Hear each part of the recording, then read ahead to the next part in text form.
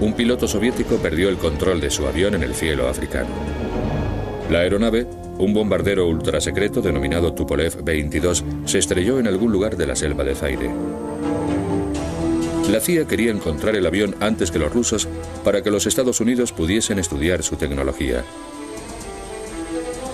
Fracasados los intentos de los satélites espías y los agentes de campo, la agencia recurrió a una unidad gubernamental altamente clasificada de espías videntes por si ellos podían ayudar a localizar el avión desaparecido. La idea de utilizar lo paranormal en el espionaje no fue bien acogida de forma inmediata. La comunidad científica oficial, a nivel casi universal, lo consideraba una tontería.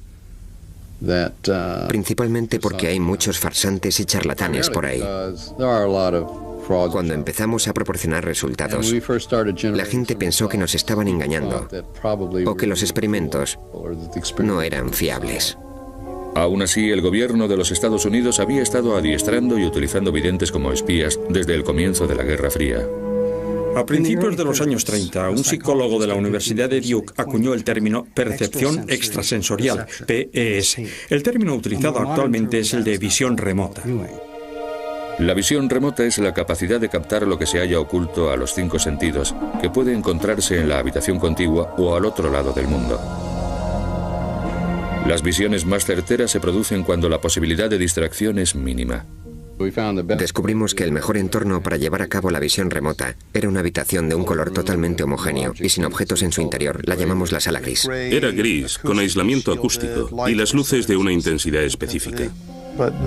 No había influencias ambientales que pudiesen afectarle. Con las distracciones reducidas al mínimo, el vidente remoto podía empezar a recibir impresiones. La información llegaba siempre en formatos muy diversos. Podía tratarse de sonidos, sensaciones, gustos, olores. Generalmente, si no conseguía encontrarle mucho sentido a la información, intentaba estructurar sus componentes, combinarlos para que formasen algún tipo de imagen coherente. Dichas imágenes resultaban especialmente útiles a los miembros de la inteligencia estadounidense por sus obvias implicaciones con el espionaje. La CIA se interesó por las posibilidades del tema, porque de ser cierto podías sentarte en una habitación y trasladar tu consciencia a cualquier punto del planeta. Evidentemente la CIA estaría encantada con eso. En abril de 1953, Allen Dulles, director de la CIA durante la presidencia de Dwight D. Eisenhower, creó un programa secreto para crear armas de guerra psicológica tales como el control mental y la hipnosis. El origen del interés de los gobiernos estadounidenses por los fenómenos psíquicos se sitúa aparentemente en los años 50, en un proyecto denominado MK Ultra. En los primeros tiempos del MK Ultra, el espionaje psíquico era esencialmente teórico. Pero en febrero de 1960, un extraño acontecimiento internacional preparó el escenario para la utilización generalizada de espías psíquicos a ambos lados del telón de acero. Esta revista científica francesa reveló los detalles de un experimento secreto estadounidense. El artículo explicaba que en julio de 1959, desde Friendship, Maryland, un vidente había enviado telepáticamente información a otro vidente que se encontraba a bordo del USS Nautilus, un submarino nuclear situado a miles de kilómetros de distancia en el gélido océano Ártico. En su sede central de Moscú, la KGB pasó rápidamente a la acción. Cuando tuvieron conocimiento de los experimentos del Nautilus, los soviéticos se apresuraron a desarrollar su propia investigación del espionaje psíquico. Los soviéticos estaban preocupados y atemorizados porque los estadounidenses lo superasen en el campo de la investigación paranormal. Pero la KGB tenía un problema. El estudio de lo paranormal estaba estrictamente prohibido por la doctrina comunista, así que tenían que encontrar formas de sortear la política oficial. La KGB estaba dispuesta a usar cualquier medio a su alcance para convencer a los dirigentes soviéticos de que la investigación debía continuar, aunque supusiese mentir a dichos dirigentes o despistarlos. En realidad, la mayoría de los historiadores están convencidos de que los experimentos del Nautilus no llegaron a realizarse y que quizá el artículo fue un simple bulo. Ahora creo que aquel incidente solo fue una maniobra de la inteligencia soviética brillantemente elaborada, para engañar a sus dirigentes, para que permitiesen que la KGB continuara su investigación con videntes, utilizando todo el conocimiento a su alcance para aplicar los frutos de dicha investigación al arsenal soviético. La carrera psíquica estaba en marcha. Cuando la CIA se enteró del desarrollo de la investigación psíquica de los soviéticos, pretendieron naturalmente destinar más fondos al armamento paranormal estadounidense. Bueno, por supuesto, durante la Guerra Fría nos preocupábamos por la llamada diferencia en misiles y otras diferencias. Así que cuando la gente de la CIA se enteró de los esfuerzos soviéticos en el terreno de la PES, empezaron a preocuparse por la posible diferencia psíquica. En el apogeo de la Guerra Fría, a finales de los 60, se produjo una serie de acontecimientos extraños en la carrera psíquica entre los Estados Unidos y la Unión Soviética. 3 embajadores estadounidenses destinados en Moscú enfermaron de gravedad y tuvieron que volver a los Estados Unidos, donde posteriormente murieron de cáncer. Incluso miembros de la delegación que acompañó al presidente Richard Nixon a la capital rusa en 1972 enfermaron repentinamente. Según ciertos informes de inteligencia, los soviéticos habían estado utilizando armas psíquicas para perjudicar a los estadounidenses.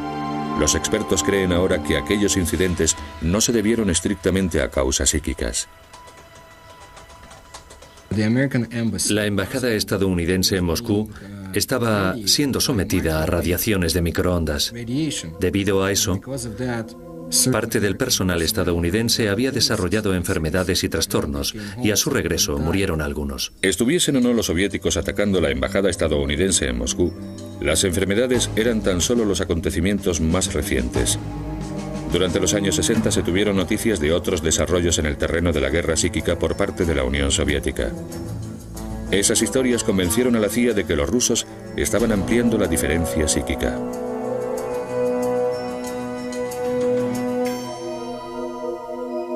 La agencia respondió y no tardó en poner en nómina a un físico californiano que llevaba a cabo una investigación científica sobre los fenómenos paranormales.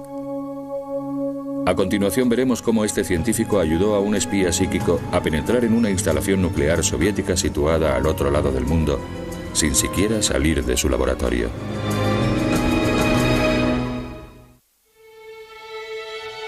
En 1972, esta tranquila barriada situada al sur de San Francisco se convirtió en la cuna de una de las operaciones secretas más polémicas de la CIA.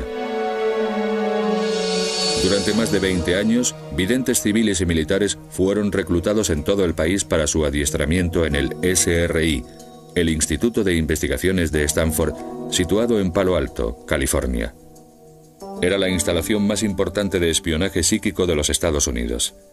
El SRI fue creado en 1946 y había sido siempre un gabinete estratégico financiado en gran medida por contratos militares. Pero en 1972 diversificó sus actividades dedicándose a temas poco convencionales cuando un científico, el Dr. Harold Patoff, elaboró una propuesta para una revolucionaria investigación de la física de los sistemas vivos. Una propuesta que yo había elaborado llegó a manos de un destacado vidente neoyorquino llamado Ingo Swann. Leyó mi propuesta y me escribió una carta en la que decía: si le interesa la física de los sistemas vivos, debería investigar a los videntes. Pese a su escepticismo, el Dr. Patoff invitó a Ingo Swann a que visitase las instalaciones del SRI. Así empezó una colaboración que cambió la historia del espionaje psíquico. Ingo Swann es un artista, antiguo empleado de Naciones Unidas, que sirvió en el ejército en Corea. Un individuo con mucho talento. Pero además de todo lo anterior, posee también capacidades extrasensoriales. El SRI desarrolló una serie de pruebas para determinar si los presuntos poderes psíquicos de Swann eran reales. Empezamos por lo más evidente, es decir, esconder objetos en cajas y en sobres y preguntarle al vidente de qué objeto se trataba. En esa época trabajábamos principalmente con Ingo Swann. Un día llegó y me dijo: ¿sabe? Esto es trivial. ¿Quiere saber lo que hay en la caja? Pues ábrala. Yo puedo ver cualquier lugar del planeta. Por supuesto, nos pareció totalmente ridículo. Ridículo o no, Swann lo consiguió. Animado por los resultados positivos, el Dr. Patoff informó de sus hallazgos iniciales a sus colegas. El informe llegó a estamentos de la CIA. Acabó en el cariñosamente conocido como despacho raro de la CIA. Esa gente lo leyó y pensó, vaya, esto es justo lo que necesitamos. Unas semanas después se presentaron representantes de la CIA diciendo que habían visto el informe. Y en ese momento estaban preocupados porque habían recibido información de que los soviéticos estaban gastando cantidades ingentes de dinero en la investigación de la denominada PES. La CIA concedió al Instituto de Investigaciones de Stanford un pequeño contrato, $50.000, por un experimento de 8 meses que demostrase que las capacidades psíquicas eran aplicables al espionaje en el mundo real. Fue en ese momento cuando se incorporó al SRI uno de sus videntes de más talento. Mientras tanto, otro excelente vidente remoto, llamado Pat Price, vio casualmente una publicidad de nuestro programa. Nos llamó por teléfono y nos comentó que había sido comisario de policía en Burbank, California, que había participado en varios casos en los cuales sus percepciones habían resultado muy útiles. Una prueba de visión remota realizada en 1974 dio resultados sorprendentes. El objetivo telepático tanto de Ingo Swann como de Pat Price era la residencia de fines de semana de un agente de la CIA, una granja de Virginia. Lo que vieron ambos psíquicamente fue algo totalmente inesperado. Price y Swann percibieron unas estructuras en forma de cúpula. Posteriormente, Pat Price profundizó aún más y en una extraordinaria sesión de clarividencia vio personal militar de uniforme y los nombres de varias personas que trabajaban allí. Describieron un paisaje campestre con colinas boscosas, pero quedaron fascinados con unos edificios rodeados por verjas y unas instalaciones subterráneas. No se trataba en absoluto de una granja. Era una instalación secreta de la Agencia de Seguridad Nacional de la que ni la CIA ni los científicos del SRI tenían conocimiento alguno. Entraron mediante visión remota en esa instalación y Pat Price consiguió captar cosas muy interesantes. Lo más extraordinario fue que Price distinguió unos archivadores etiquetados con códigos secretos. Esos códigos eran términos del juego del billar.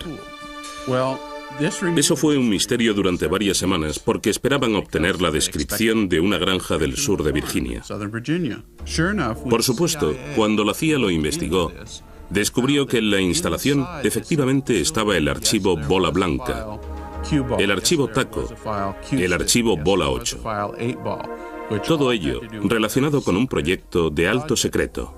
Los resultados fueron tan precisos que la CIA sospechó de Price y los investigadores del SRI. No querían creer que la PES fuese tan buena, así que supusieron que había habido algún tipo de filtración e investigaron concienzudamente. Al no descubrir la agencia indicios de juego sucio, decidieron que estaban dispuestos a utilizar espías psíquicos contra el principal enemigo de los Estados Unidos durante la Guerra Fría, la Unión Soviética. Un problema estratégico muy importante que los servicios de inteligencia llevaban años intentando resolver era lo que estaba ocurriendo en Semipalatinsk, en la Unión Soviética. En 1949, esta instalación militar secreta fue el escenario de la prueba de la primera bomba atómica soviética. Desde entonces, había sido objetivo de la inteligencia occidental. ¿Era una instalación subterránea de investigación nuclear? ¿Era una instalación de prueba de misiles? Se dedicaron muchos tipos de recursos a la resolución de este problema. Uno de ellos fue el espionaje psíquico. En el verano de 1974, Price llevó a cabo otra sesión excepcionalmente detallada de visión remota. Aislado en una sala especial del Instituto Stanford, consiguió acceder telepáticamente al otro extremo del mundo y dibujar muchas de las características de la instalación soviética. La CIA quedó impresionada cuando los satélites espías confirmaron la exactitud de los dibujos de Price. El SRI había demostrado que el espionaje psíquico podía funcionar. La información recopilada mediante esas dos visiones remotas hizo que los servicios de inteligencia se percatasen de repente de que podía tratarse de una herramienta muy útil. Y partiendo de esa base, el programa empezó a ampliarse. La CIA pidió a Price que a continuación se centrase en Libia. Price localizó psíquicamente centros clandestinos de instrucción de guerrilleros. Su presencia fue confirmada posteriormente por fotografías de reconocimiento. Con el tiempo, los logros de Price fueron considerados tan sorprendentes que pasó a trabajar directamente para la CIA. El programa de espionaje psíquico sufrió un duro revés cuando en 1975 Price murió repentina y, según algunos, misteriosamente a la edad de 56 años. Se comentó incluso que en realidad Price seguía vivo. En esa época hubo mucha preocupación. ¿Se trataba de un infarto natural? ¿O alguien le había suministrado alguna droga? O lo que fuese para acabar con él. Todo aquello era absurdo. Yo estuve en su funeral, vi su cadáver. Estaba en un ataúd abierto. Price había sido el principal espía psíquico de la CIA. Su prematuro fallecimiento debilitó el programa de espionaje psíquico de los Estados Unidos. Por otra parte, se revelaba por primera vez al público la oscura participación de la agencia en Vietnam y el escándalo Watergate. La CIA estaba metida en muchos terrenos y algunos no eran posiblemente muy seguros. Todo eso empezó a salir en los periódicos. La agencia se vio presionada para ceder su control directo sobre las operaciones de espionaje psíquico. Con el Congreso y la prensa investigando a la CIA, su director William Colby no tuvo más remedio que hacer limpieza. Ordenó a todos los que participaban en proyectos extraños que se librasen de todo lo que pudiera resultar polémico, raro o especial. Por supuesto, la visión remota entra de lleno en esas categorías, así que la CIA tuvo que descartar el proyecto. Sin embargo, ahí no acabó el apoyo gubernamental a la visión remota. A finales de 1975, el programa pasó a manos de una poco conocida pero poderosa rama del estamento militar denominada DIA, Agencia de Inteligencia para la Defensa. La DIA creó una nueva unidad de espionaje psíquico en Fort Meade, Maryland. Durante los 20 años siguientes, la DIA utilizó varios nombres en clave, incluyendo Grill Flame, Sam Strick y Scanate. Pero actualmente Stargate es el principal nombre asociado a las aventuras estadounidenses en el terreno del espionaje psíquico. La mayor parte de los cientos de misiones de espionaje de Stargate permanecen clasificadas. A continuación, el más sagaz de los espías psíquicos nos revela varias operaciones secretas, incluyendo su papel especial en la localización de un general de la OTAN secuestrado. Fort Meade, Maryland, está situado al norte de Washington, D.C. Fue en esta base militar, dentro de este modesto bungalow, donde la Agencia de Inteligencia para la Defensa adiestraba secretamente a sus videntes para que espiasen para los Estados Unidos. Stargate era una unidad a disposición permanente de todas las agencias gubernamentales que requerían sus servicios psíquicos. Participó en todos los conflictos importantes de los Estados Unidos, desde unos años antes de la crisis de los rehenes de Irán de la década de los 70 hasta después de la Guerra del Golfo en los 90. Los espías psíquicos jugaron también un papel estratégico vital al contribuir a determinar lo vulnerable que era Estados Unidos al espionaje psíquico de otras naciones. Dentro de los servicios de inteligencia del ejército, estábamos especialmente interesados en la evaluación de amenazas. Según el tipo de información que lográsemos obtener, cabía suponer que los soviéticos, mediante las mismas prácticas, podrían obtener la misma información de nosotros. Se estableció un perfil de capacidades psíquicas potenciales y reclutaron hombres y mujeres de todos los departamentos militares. La conclusión a la que se llegó durante el programa era que la disposición para la visión remota como talento natural se parecía bastante a la disposición para la música. Si un recluta tenía éxito en la actividad a la que se dedicase, si era un líder nato, si tenía confianza en sí mismo y dotes artísticas, entonces era un buen candidato. Uno de los oficiales de inteligencia que se presentó al programa para someter a prueba sus talentos para la visión remota fue Joe McMoneagle. Resultó ser un vidente remoto nato. Joe McMoneagle era militar de carrera y veterano de Vietnam. En mayo de 1977, mientras estaba destinado en Fort Meade, recibió la oportunidad de convertirse en espía psíquico. Cuando empecé a hacer visión remota, no tenía ni idea de lo que iba a pasar. Pero al cabo de un tiempo, empecé a prestar mucha más atención a la forma en que procesaba la información dentro de mi cabeza en vez de a lo que ocurría en el exterior. Los responsables de Stargate descubrieron muy pronto lo precisas que podían ser las capacidades psíquicas de McMoneagle.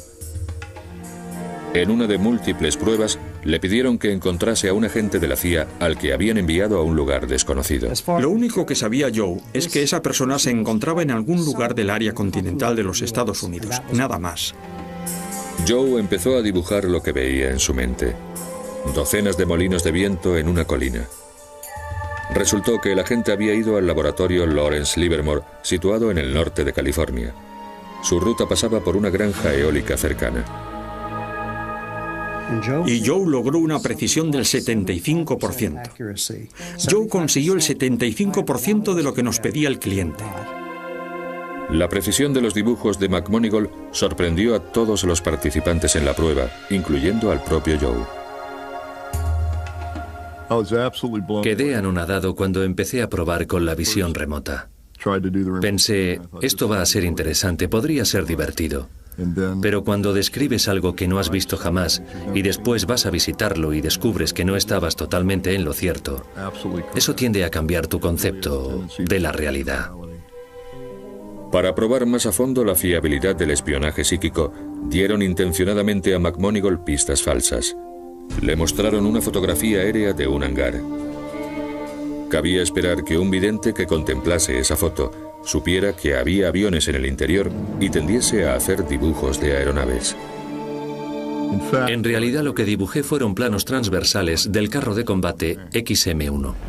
El carro de combate XM-1 era una nueva arma secreta recientemente añadida al arsenal de los Estados Unidos. Y era ese carro y no aviones lo que había en el hangar. Hizo unos dibujos, yo los he visto y son fabulosos. La sesión fue todo un éxito. Describió todo aquello a la perfección. Los directores del proyecto quedaron horrorizados de que alguien pudiese obtener tanta información sobre el producto en el que estaban trabajando. Con sus capacidades como vidente ya demostradas, McMonigle fue solicitado regularmente para importantes misiones de espionaje. Una de dichas operaciones estaba relacionada con la crisis de los rehenes de Irán. En noviembre de 1979, unos ciudadanos estadounidenses fueron secuestrados y desalojados de la Embajada de los Estados Unidos en Teherán. El ejército encargó a McMonigle la tarea de colaborar con un destacamento especial denominado Enclave Desierto 1 que preparaba un asalto para liberar a los cautivos. Trabajamos en el caso de los rehenes de Irán durante muchos meses. Casi toda la información que pudimos proporcionar era la que podría considerarse necesaria en una situación con rehenes.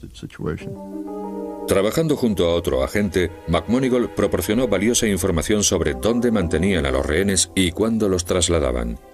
Joe describía las imágenes que le llegaban mientras su colega anotaba los detalles. En la madrugada del 25 de abril de 1979, utilizando la información obtenida por McMonigle y mediante procedimientos tradicionales, el Comando Desierto 1 partió hacia Teherán. Pero la incursión terminó prematuramente en un terrible accidente en el desierto, 160 kilómetros al sur de la capital iraní. Cuando los rehenes fueron por fin liberados e interrogados en enero de 1981, la exactitud de las visiones remotas de McMonigle quedó confirmada. En otoño de 1979 surgió otra importante misión. Uno de los problemas más interesantes que tenían los servicios de inteligencia fue el del astillero 402, el astillero de Severodvinsk, en Siberia. A los servicios de inteligencia estadounidenses llegaron rumores de que los soviéticos estaban construyendo un arma secreta tan decisiva que podría alterar el equilibrio de poder, pero no podían confirmarlo.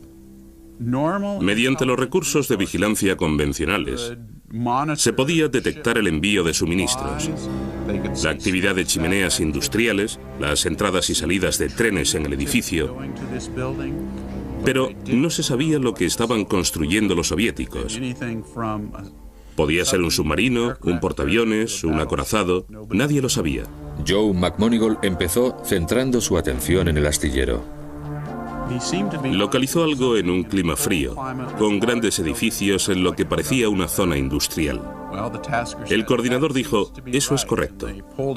Entonces sacó de un sobre grande una fotografía satélite del astillero 402 y dijo, no interesa este edificio. Y señaló específicamente un gran edificio situado a unos 100 metros de la costa helada. McMonigle dirigió entonces sus miradas psíquicas al propio edificio. Sesión tras sesión fue describiendo fogonazos luminosos y docenas de hombres trabajando en una enorme estructura. La estructura resultó ser un submarino distinto a todos los existentes hasta entonces. Probablemente se reunió más información sobre ese submarino en concreto que sobre cualquier otro submarino portador de misiles balísticos en la historia de la humanidad. Lo que McMonigle vio telepáticamente era el tipo de submarino más grande y novedoso del mundo, la clase Tifón. Era capaz de lanzar misiles cruceros, algo que se consideraba imposible en esa época.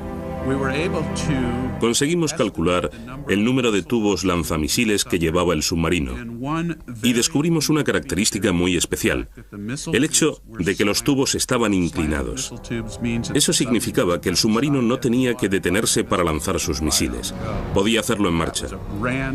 Esa era una nueva amenaza estratégica que nadie había detectado. Cuando por fin botaron el submarino Tifón en la primavera de 1980, McMonigle predijo la fecha con solo 3 días de error. Al año siguiente, la capacidad de McMonigle se vio sometida a una prueba definitiva. El 17 de diciembre de 1981, el general James Dozier, oficial de más alto rango de la OTAN en Italia, fue secuestrado por un grupo terrorista. 10 días después, repartieron una fotografía de Dozier a la prensa internacional. Cuando ni las fuerzas de la OTAN ni el Departamento de Defensa estadounidense conseguían localizar el escondite de los terroristas, recurrieron a los espías psíquicos. La misión de Joe McMonigle consistía en ayudar a localizar al general secuestrado. Trabajando desde Fort Meade, describió y dibujó detalles sorprendentemente precisos. Empezó a percibir cómo se sentía el general Dozier, que parecía estar vivo, es decir, que no habían cumplido sus amenazas de asesinarle. Y parecía que se encontraba en una ciudad. Joe me dibujó una magnífica imagen panorámica de una ciudad costera con edificios y una cadena de montañas detrás. Presintió que el nombre de la ciudad era Padova o Padua y lo escribió en el papel. De todas las de Europa, McMonigle había localizado la ciudad donde mantenían cautivo al general Dozier. Los secuestradores del general Dozier disponían de una ventaja de 7 u 8 horas, así que podían haberle escondido en casi cualquier país del bloque oriental o del bloque occidental. Nadie tenía idea de dónde podía encontrarse y yo les proporcioné un mapa muy detallado del sitio, que resultó casi idéntico al que utilizaron para la búsqueda. 42 días después de su secuestro, Dozier fue liberado por comandos antiterroristas. A posteriori se comprobó que las descripciones proporcionadas por McMonigle habían sido totalmente certeras. Pero el trabajo de McMonigle había sido ampliamente ignorado. Las autoridades eran reacias a arriesgarse con una fuente psíquica de información en una misión seguida tan de cerca por la prensa internacional. Nadie quería que le pillasen cerca de un vidente. Podía ser el fin de su carrera. Todos pretendían utilizar la información que yo proporcionaba, pero nadie quería admitirlo. A continuación, un extraordinario caso de espionaje psíquico. Un avión secreto enemigo fue localizado cuando lo único que se sabía con certeza era que se había estrellado en algún lugar del continente africano.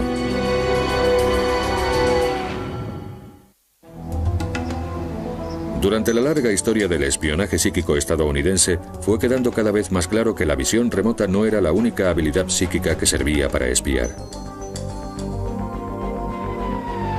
Personalmente prefiero la visión remota porque la información que proporciona es mucho más estructurada y utilizable. Pero hay otras técnicas y otros métodos igualmente valiosos. Probablemente el segundo en utilización sea la radiestesia. La radiestesia es el antiguo arte de utilizar una vara para localizar agua. Utilizada por un vidente, la vara era sujetada por ambos extremos y cuando se encontraba agua temblaba y empezaba a apuntar hacia el suelo. En el terreno del espionaje, los psíquicos utilizaban otro tipo de herramienta para localizar objetivos en todo el mundo. El vidente sostiene el cordel sobre el mapa y se concentra en el objeto determinado. Una vez localizado, la herramienta divinatoria oscila hacia las coordenadas del objetivo. Esta técnica se denomina radiestesia en mapa. Se sabe que durante la guerra de Vietnam, los marines utilizaron la radiestesia para localizar túneles norvietnamitas tan bien camuflados que no había otra forma de encontrarlos. Parece que aquello tuvo éxito y fue posiblemente uno de los primeros intentos de utilizar un fenómeno paranormal con fines militares.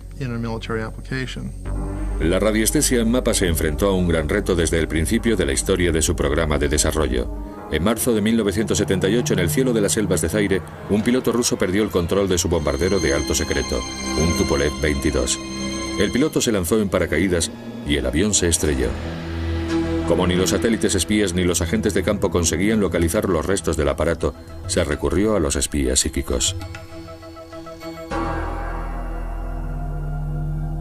En esta misión participaron 2 videntes independientemente.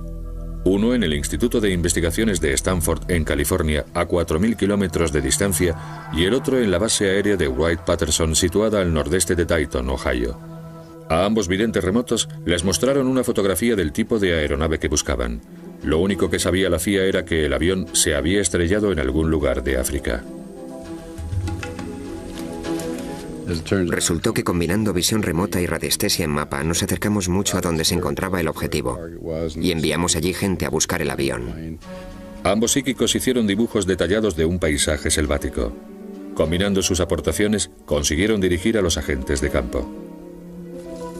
Enviaron a un equipo y conforme se iban acercando se encontraron con nativos que llevaban piezas del avión. Siguieron el rastro y encontraron el aparato. Al encontrar el avión antes que los soviéticos, la CIA consiguió sus secretos tecnológicos. Otra pieza cobrada en el ajedrez de la Guerra Fría. Aunque esta operación se llevó a cabo al principio del programa Stargate, se la mantuvo clasificada hasta 20 años después, cuando el expresidente Jimmy Carter hizo pública la historia en diciembre de 1995. El accidente del avión en Zaire y la utilización de visión remota para localizarlo es uno de los múltiples experimentos que pensábamos que estarían clasificados indefinidamente. Pero posteriormente, Jimmy Carter, después de su mandato, mencionó que buscaban un avión caído en África. Y mediante visión remota consiguieron localizar el lugar del impacto. Hay otras misiones de espionaje psíquico que no han sido dadas a conocer oficialmente por parte del gobierno, aunque algunos de los protagonistas hayan revelado su participación en las mismas. En una de ellas, un psíquico del ejército utilizó precognición, la capacidad paranormal que permite prever acontecimientos antes de que sucedan. Posiblemente la sesión más espectacular en la que participé fue aquella en la que se previó el ataque de los iraquíes sobre el USS Stark, un destructor estadounidense que navegaba tranquilamente por el Golfo Pérsico. En mayo de 1987, el capitán Paul Smith era uno de los videntes remotos del equipo Stargate. Aislado en una sala especial de Fort Meade, Smith previó unos acontecimientos que ocurrirían 2 días después. Empecé a describir una estructura metálica. Después me di cuenta de que la estructura estaba en el agua y en movimiento. Intuí que se trataba de un destructor estadounidense. De repente localicé también una aeronave. Volaba a considerable distancia de la embarcación. En un momento dado, el avión lanzaba 2 objetos largos y finos, con aletas gruesas. Emitían un ruido estruendoso y parecían volar sin destino hasta que los objetos coincidieron con el barco. Había fuego, humo y gente gritando. Horas después del suceso quedó confirmada la premonición del capitán Smith. Confundiéndolo presuntamente con un avión enemigo, un caza iraquí lanzó 2 misiles Exocet contra el USS Stark. Ocurrió 4 años antes de la Guerra del Golfo. Los iraquíes se disculparon públicamente ante los Estados Unidos, pero murieron 37 estadounidenses. La precisión fue asombrosa. No describí nada que no sucediese y tampoco omití mucho de lo que sucedió. Probablemente no haya vivido nunca una sesión tan clara antes y después. Psíquicos de Stargate como Paul Smith participaron activamente en muchas de las misiones norteamericanas de espionaje más importantes durante otra década. Pero los Estados Unidos no era el único país que invertía millones en espionaje psíquico. Los soviéticos tenían sus propios programas psíquicos plenamente desarrollados y realizaban pruebas paranormales de control mental. La CIA temía que esos experimentos fuesen una amenaza potencial para la seguridad nacional. Con la información que habían conseguido sobre el bloque soviético, descubrieron que investigadores de la Unión Soviética, investigadores de alto nivel, doctores de los mejores institutos, trabajaban intensamente en la denominada Área Sí. Y eso tenía muy preocupada a la CIA. La preocupación de la agencia no era infundada. A continuación, secretos desclasificados en 1995 revelan que la KGB creaba agentes zombies para utilizarlos como saboteadores y asesinos.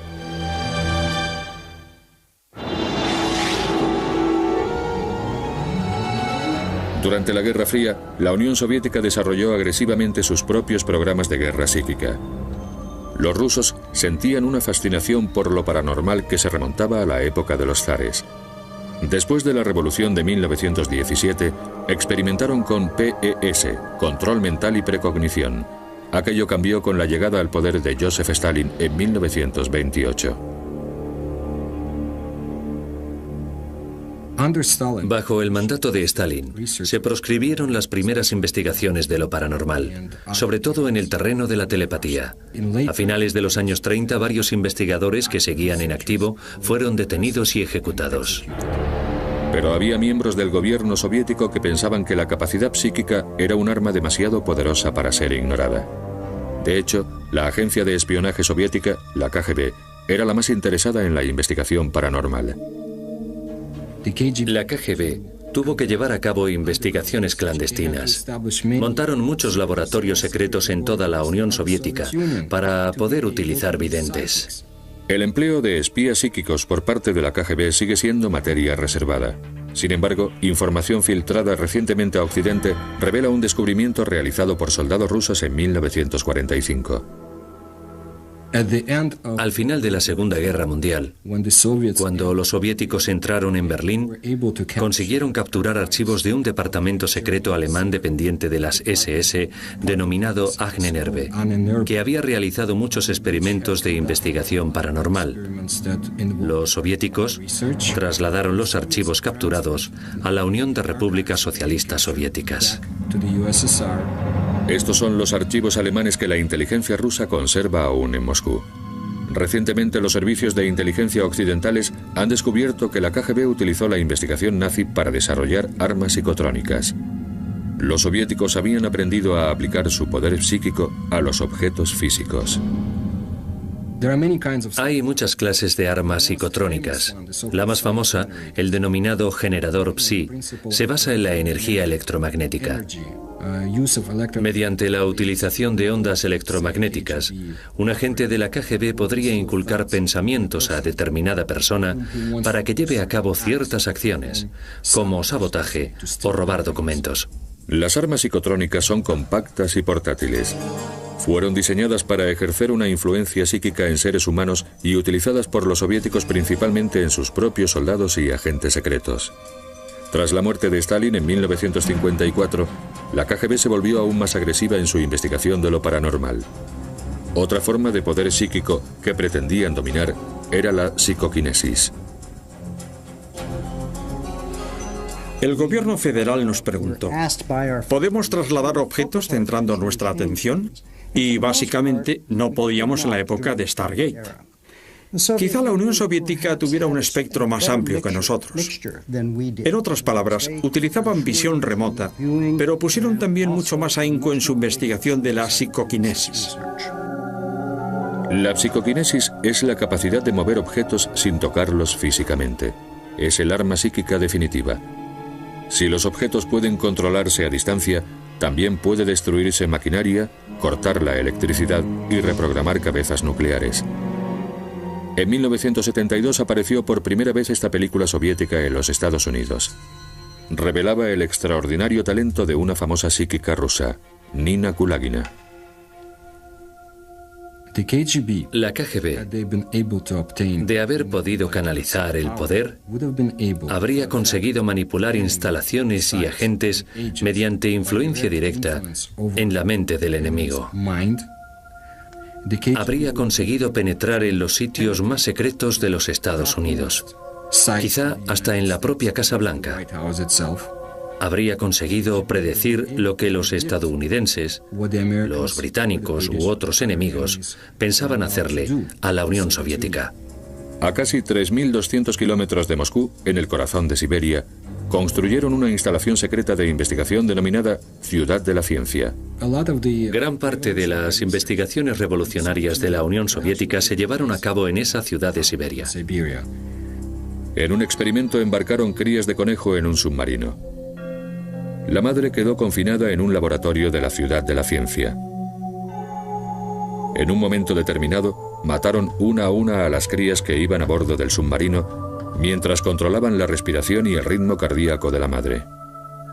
Los científicos soviéticos creyeron haber demostrado que existe un vínculo psíquico entre padres e hijos en ciertos mamíferos. En esta singular película jamás vista anteriormente fuera de la Unión Soviética, se revelan otras técnicas paranormales. En uno de los experimentos se intentaba incluso alterar las constantes vitales de seres humanos. Comparando la forma en que los soviéticos utilizaban lo paranormal y cómo utilizábamos nosotros la visión remota, podría decirse que ellos sentían menos aprecio por el factor humano. Nosotros, por otra parte, teníamos ciertas reglas y normas que debíamos cumplir. Conforme se filtraba información soviética a mediados de los 90, los científicos occidentales constataron lo diferente que eran las versiones soviética y estadounidense de la guerra psíquica. En nuestro trabajo no llegamos nunca a investigar, por ejemplo, si una persona podía influir a distancia en el pensamiento o en el carácter de otra. Hablamos con algunos psíquicos soviéticos que nos dijeron que en ocasiones, si un presidente estadounidense daba un discurso, se concentraban en interferir sus procesos de pensamiento y cosas parecidas. Pero en nuestro programa nunca hicimos nada parecido a lo que podría denominarse control mental. Informando de los últimos archivos desclasificados por la KGB en 1995, el Moscow Times publicó noticias sorprendentes.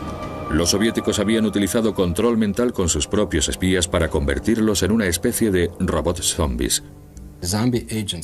El propósito de los agentes zombies, creados por la KGB, era no solo infiltrarse en las esferas más altas y secretas de los Estados Unidos y de otros países, sino también integrarse en la población media para convivir de incógnito, como agentes soviéticos, durante años. Estos agentes programados estarían dispuestos a ejecutar cualquier orden, incluso la de asesinar. Llegaría el día en que un agente de la KGB enviase la señal que despertaría al zombi para que realizase una tarea concreta.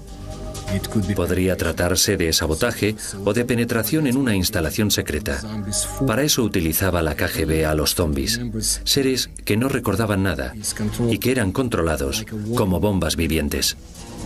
Todas las pruebas indican que en la actualidad el gobierno ruso continúa su investigación secreta de lo paranormal. Pero en Estados Unidos, terminada la Guerra Fría, Stargate tenía que justificar sus gastos y su propia existencia. El Congreso ordenó una investigación para determinar la continuidad del programa de espionaje psíquico. El informe final se presentó a la prensa el 28 de noviembre de 1995. En consecuencia, los estadounidenses constataron por primera vez que su gobierno había estado utilizando espías psíquicos. Creo que aquello se hizo de mala manera. Había tantos disparates en el informe que hasta a un idiota le habría costado mucho creérselo. El informe resultó polémico. Hubo división de opiniones entre los expertos. Pero el Congreso llegó a la conclusión de que lo paranormal no era una fuente de información suficientemente fiable y ordenó la cancelación del programa psíquico. No todo el mundo estuvo de acuerdo. Creo firmemente que se debería proseguir con la investigación. Es probable que en un momento dado se dé un paso decisivo o se encuentre una clave fundamental. Cuando lleguemos a ese punto, ampliaremos nuestra visión de lo que ocurre exactamente en el universo.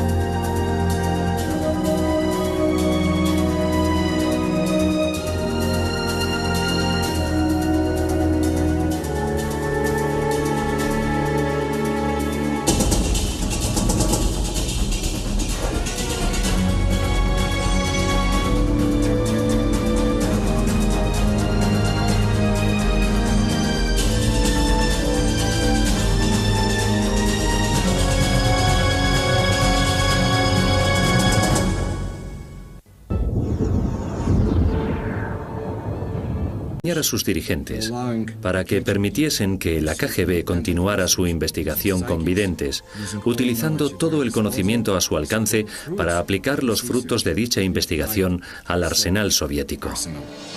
La carrera psíquica estaba en marcha. Cuando la CIA se enteró del desarrollo de la investigación psíquica de los soviéticos, pretendieron naturalmente destinar más fondos al armamento paranormal estadounidense. Bueno, por supuesto, durante la Guerra Fría nos preocupábamos por la llamada diferencia en misiles y otras diferencias. Así que cuando la gente de la CIA se enteró de los esfuerzos soviéticos en el terreno de la PES, empezaron a preocuparse por la posible diferencia psíquica. En el apogeo de la Guerra Fría, a finales de los 60, se produjo una serie de acontecimientos extraños en la carrera psíquica entre los Estados Unidos y la Unión Soviética. 3 embajadores estadounidenses destinados en Moscú enfermaron de gravedad y tuvieron que volver a los Estados Unidos, donde posteriormente murieron de cáncer. Incluso miembros de la delegación que acompañó al presidente Richard Nixon a la capital rusa en 1972 enfermaron repentinamente. Según ciertos informes de inteligencia, los soviéticos habían estado utilizando armas psíquicas para perjudicar a los estadounidenses. Los expertos creen ahora que aquellos incidentes no se debieron estrictamente a causas psíquicas.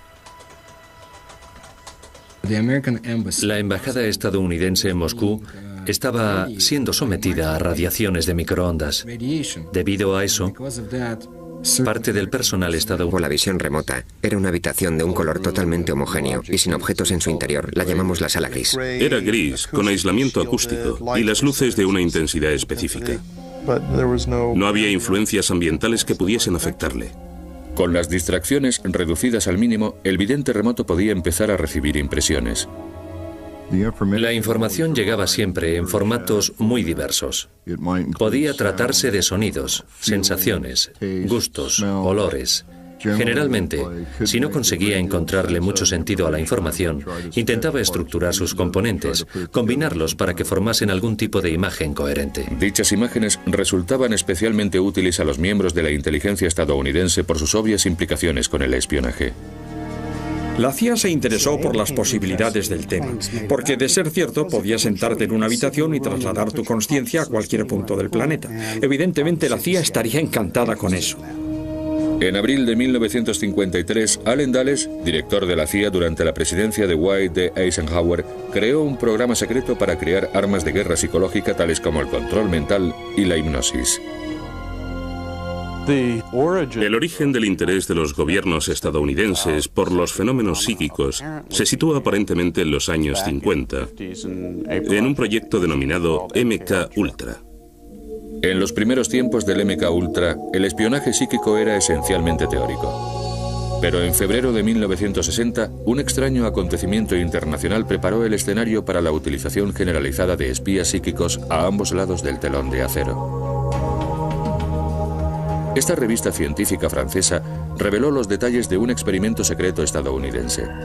El artículo explicaba que en julio de 1959, desde Friendship, Maryland, un vidente había enviado telepáticamente información a otro vidente que se encontraba a bordo del USS Nautilus, un submarino nuclear situado a miles de kilómetros de distancia en el gélido océano Ártico. En su sede central de Moscú, la KGB pasó rápidamente a la acción. Cuando tuvieron conocimiento de los experimentos del Nautilus, los soviéticos se apresuraron a desarrollar su propia investigación del espionaje psíquico. Los soviéticos estaban preocupados y atemorizados porque los estadounidenses lo superasen en el campo de la investigación paranormal. Pero la KGB tenía un problema. El estudio de lo paranormal estaba estrictamente prohibido por la doctrina comunista, así que tenían que encontrar formas de sortear la política oficial. La KGB estaba dispuesta a usar cualquier medio a su alcance para convencer a los dirigentes soviéticos de que la investigación debía continuar, aunque supusiese mentir a dichos dirigentes o despistarlos. En realidad, la mayoría de los historiadores están convencidos de que los experimentos del Nautilus no llegaron a realizarse y que quizá el artículo fue un simple bulo. Ahora creo que aquel incidente solo fue una maniobra de la inteligencia soviética brillantemente elaborada. Para engañar, el estadounidense había desarrollado enfermedades y trastornos, y a su regreso murieron algunos. Estuviesen o no los soviéticos atacando la embajada estadounidense en Moscú, las enfermedades eran tan solo los acontecimientos más recientes. Durante los años 60 se tuvieron noticias de otros desarrollos en el terreno de la guerra psíquica por parte de la Unión Soviética. Esas historias convencieron a la CIA de que los rusos estaban ampliando la diferencia psíquica.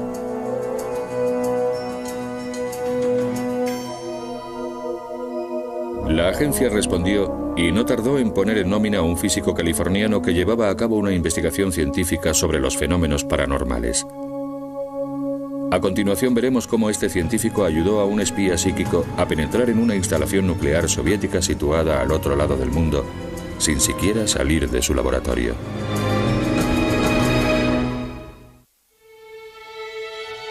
En 1972, esta tranquila barriada situada al sur de San Francisco se convirtió en la cuna de una de las operaciones secretas más polémicas de la CIA. Durante más de 20 años, videntes civiles y militares fueron reclutados en todo el país para su adiestramiento en el SRI, el Instituto de Investigaciones de Stanford, situado en Palo Alto, California. Era la instalación más importante de espionaje psíquico de los Estados Unidos. El SRI fue creado en 1946 y había sido siempre un gabinete estratégico financiado en gran medida por contratos militares. Pero en 1900, un piloto soviético perdió el control de su avión en el cielo africano.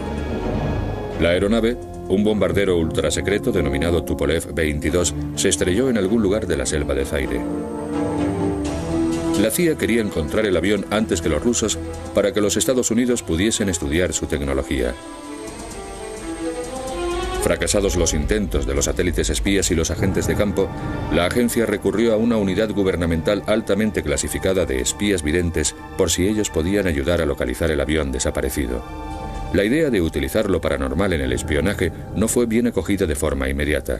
La comunidad científica oficial, a nivel casi universal, lo consideraba una tontería. Principalmente porque hay muchos farsantes y charlatanes por ahí. Cuando empezamos a proporcionar resultados, la gente pensó que nos estaban engañando o que los experimentos no eran fiables. Aún así, el gobierno de los Estados Unidos había estado adiestrando y utilizando videntes como espías desde el comienzo de la Guerra Fría. A principios de los años 30, un psicólogo de la Universidad de Duke acuñó el término percepción extrasensorial, PES. El término utilizado actualmente es el de visión remota. La visión remota es la capacidad de captar lo que se halla oculto a los 5 sentidos, que puede encontrarse en la habitación contigua o al otro lado del mundo. Las visiones más certeras se producen cuando la posibilidad de distracción es mínima. Descubrimos que el mejor entorno para llevar a cabo